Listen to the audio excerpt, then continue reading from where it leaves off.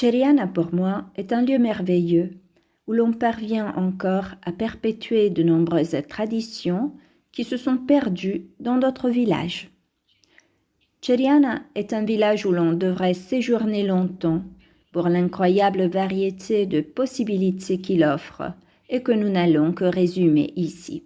Commençons par dire qu'il s'agit d'un village fortifié dont la visite est presque incontournable pour les nombreux points de vue qu'il offre, tant de l'extérieur, vu d'en bas, que de l'intérieur, où le dédale de ruelles étroites a conservé son tracé médiéval, en plus de vestiges plus anciens, comme le mur gigantesque de la Pena datant vraisemblablement de l'époque romaine. Nous l'appelons Notre-Dame de la Visitation, mais en dialecte on dit a Madonna da Pena. Mais ça vient de Peña, sans doute parce que les fondateurs étaient des Morenas, venus d'Espagne, et que la Madone se trouve sur une crête. À Ceriana, il existe un dénominateur commun qui distingue les vrais habitants du village. C'est le chant. À Ceriana, nous avons une tradition célèbre, connue dans le monde entier, notamment grâce à la Compagnia Sacco qui existe toujours et qui voyage dans le monde entier. Il fut un temps à Ceriana où l'on chantait même la veille de Notre-Dame de la Villa.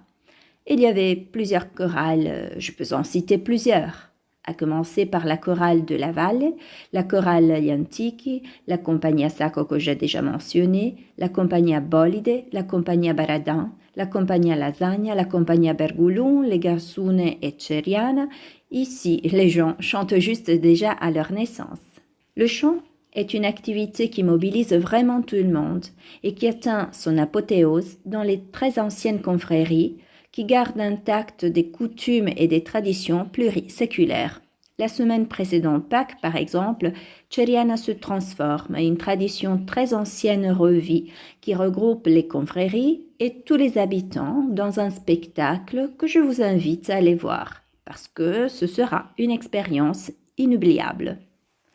Le chant, donc, est le processus identitaire de cette communauté. Mais attention, les traditions ne sont pas la seule richesse de Ceriana. Ses églises et ses oratoires abritent une pluralité d'œuvres d'art d'une grande valeur artistique et symbolique, sans parler des incroyables mises en scène que l'on est capable de réaliser ici.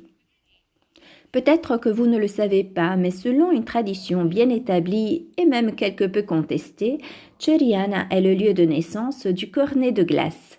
Il faut dire que parmi bien des discussions, à Ceriana, le cornet est célèbre depuis des années. Le cornet et la glace. Les gens viennent même d'en bas, du littoral, parce que Pellegrin est un glacier bien connu ici. Et ils viennent spécialement pour manger la crème de Pellegrin. Autre friandise très célébrée ici et qui faisait même l'objet d'une joute, c'est la saucisse. Ce soir, je vais la préparer moi-même pour la confrérie de la Visitation, les Bleus, selon une recette de mon père, qui est décédé récemment.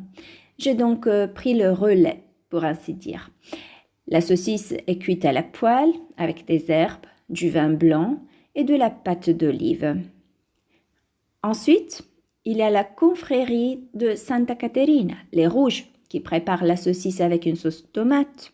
Puis les deux autres confréries la font griller et elles font leur propre sauce. Santa Marta fait une sauce verte parce que c'est sa couleur. La confrérie des Noirs la prépare avec de la pâte d'olive qui n'est pas vraiment noire mais presque. On fait comme ça pour rappeler les couleurs des confréries.